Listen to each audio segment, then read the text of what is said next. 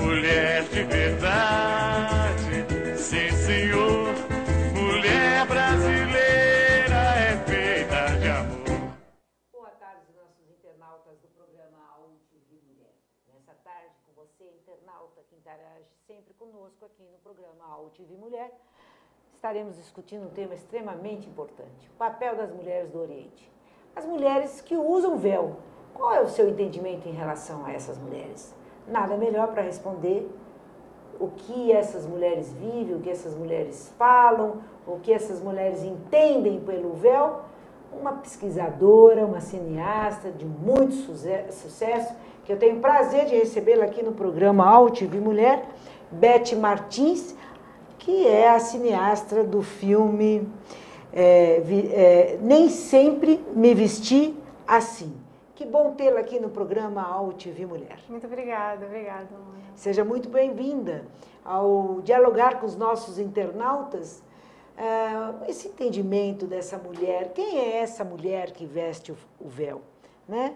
Eu quero que você recebeu vários depoimentos no seu filme, dessas mulheres que optam pelo véu, ou por uma posição política, ou por uma posição religiosa, ou por estética. Então, eu gostaria que você nos colocasse um pouco. Quem são essas mulheres? Bom, essas mulheres, exatamente como você falou, existem aí várias histórias e várias narrativas para essas mulheres. O véu, para cada uma delas, significa uma coisa, né? A gente está acostumado a pensar que a mulher que usa o véu é uma mulher oprimida, que não tem suas próprias agências. E, na verdade, o que o filme mostra, de uma maneira bem pessoal, é que isso é completamente errado. É um discurso completamente... Enfim, que foi construído historicamente, né, desde lá dos projetos coloniais na Europa. O tirar o véu era símbolo de um sucesso de um projeto colonial, de conquista, né, do Ocidente pelo Oriente. E até hoje esse discurso, principalmente na Europa, permanece. E bem, então, Beth, você que é tão jovem, brasileira, mas que viveu muitos anos no Reino Unido, você foi buscar essa pesquisa motivada... O que te motivou a buscar essa pesquisa? Então, na verdade, eu comecei esse trabalho com o meu próprio preconceito, na verdade.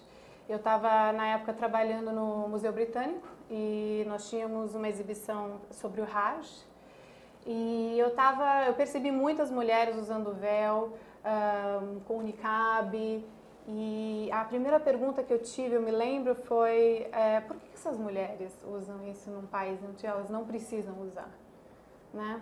E sofrem preconceito por usar. E isso tudo me interessou. Eu acho que também com a Primavera Árabe, e estava assistindo muitas mídias alternativas, a gente estava vendo muitas mulheres usando hijab na frente de movimentos políticos. Isso tudo criou um certo... Eu fiquei um pouco...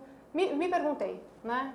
E aí eu comecei a pesquisar, e um livro que me ajudou muito a entender, o livro da professora Leila Ahmed, The Veil's Resurgence, né, o ressurgimento do véu, que ela faz uma análise muito interessante sobre os significados do véu até hoje, né? Porque hoje tem um movimento das mulheres que optam por usar o véu, principalmente na Europa e nos Estados Unidos. Só para que nós possamos deixar mais claro para os nossos internautas, é o Resgate do Véu, né? Isso. Esse filme, esse livro. Agora, nós temos a tendência, a mídia, os pesquisadores, os cientistas, tem um olhar negativo em relação a essa estética. E essa estética é muito vista em relação a uma dominação do gênero feminino, né? Como uma exclusão do gênero feminino, né? Como se o gênero feminino, ao usar o véu, optasse por essa estética, fosse mulheres sem uma identidade. Não é? Sim. E você desconstrói isso. Isso. O filme é exatamente sobre isso. Desconstruir esse discurso popular, que é perigoso, que é utilizado muitas vezes com interesses políticos nacionalistas na Europa, Na França a gente pode ver isso acontece muito, as mulheres em muitos lugares são proibidas de usar o véu. Recentemente na Inglaterra apareceu essa polêmica, uma universidade queria banir, mas enfim, a Inglaterra, principalmente, inclusive a ministra de Segurança já fez um anúncio público falando que isso não vai acontecer, que isso vai contra a ideia da liberdade, de expressão, de cultos e de tudo sim, mais. Sim. Agora, na França, quando houve essa posição proibindo as jovens, as mulheres, não é, em ter acesso aos serviços públicos com o hajj, né? Com o niqab, né? O véu que cobre o rosto. O que cobre o rosto se chama niqab. Niqab. Ok. Muitas começaram a optar, não sendo islâmicas, optar pelo véu como uma resistência ideológica. Como uma resistência. Aconteceu muito nos Estados Unidos também, depois do 9 de setembro, né? 11 de setembro? 11 de setembro, 9/11. E isso aconteceu também. Muitas mulheres começaram a usar o hijab também como forma de resistência. Sim. Bem, então, essas mulheres que optam por essa estética, por esse véu, ou por uma questão de tradição, ou por questão religiosa, agora ideológica, como resistência, elas têm uma fala no seu filme, né? E por onde passa essa fala? Você poderia nos passar um pouco isso? Você diz assim, narrativas delas? As narrativas, então, é muito plural. A primeira menina é uma convertida francesa que cresceu dentro de uma narrativa, cresceu para acreditar numa narrativa de que os muçulmanos eram, enfim, os outros, né? Assim, os inimigos. Essa mesma estrutura de narrativa faz parte também daquelas que a gente acredita ou falam para a gente acreditar de que os palestinos são terroristas.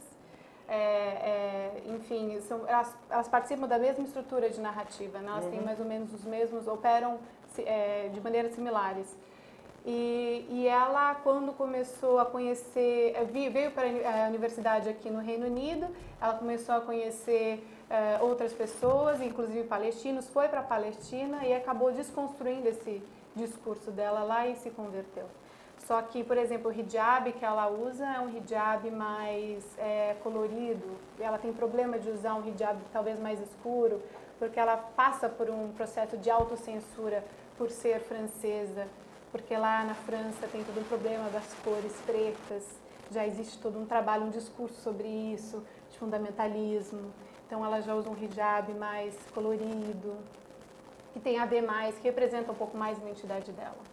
Mas essas mulheres, a busca é o seguinte, o desconhecimento é o seguinte, essas mulheres têm uma vida como qualquer uma outra mulher. Sim, sim.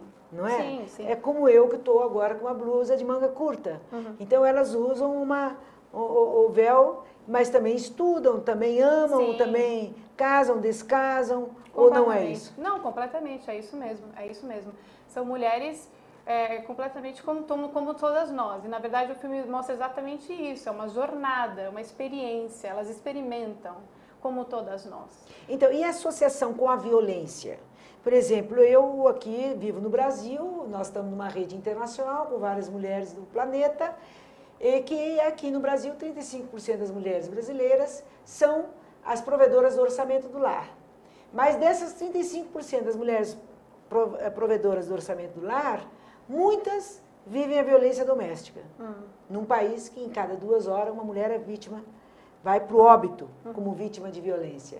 Aí eu te pergunto, como que se dá a violência? Porque há um entendimento que essas mulheres que vestem esse véu são submetidas à violência, são subjugadas, porque elas não pensam por si. Sim. Elas agem em detrimento do interesse do masculino. Como que elas...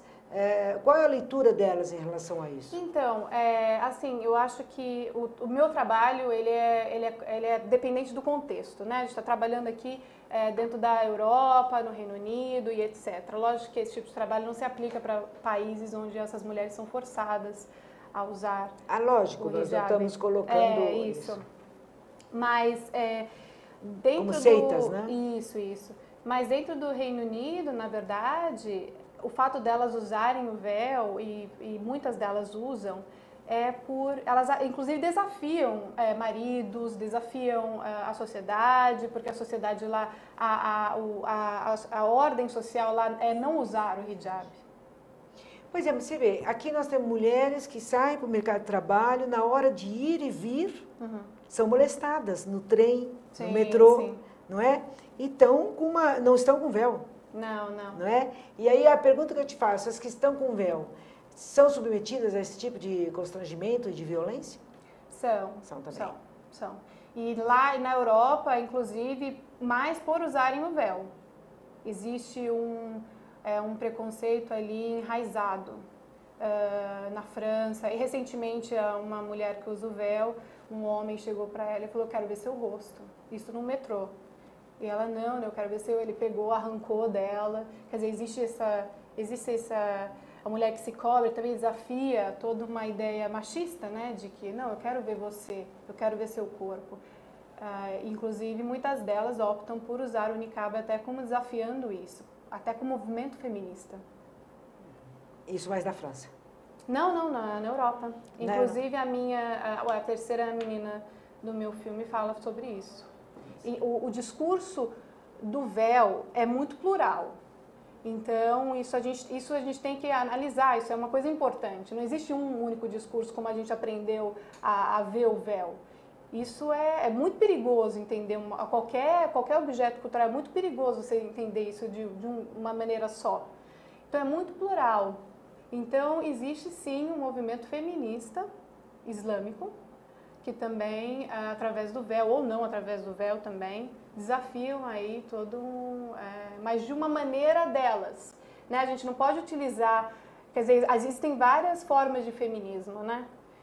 Existe um feminismo que condena isso, não, se você já está usando, você já está se submetendo a uma ideia. Só que elas não estão reconhecendo, essas feministas não reconhecem que essas mulheres também estão desafiando muitas coisas.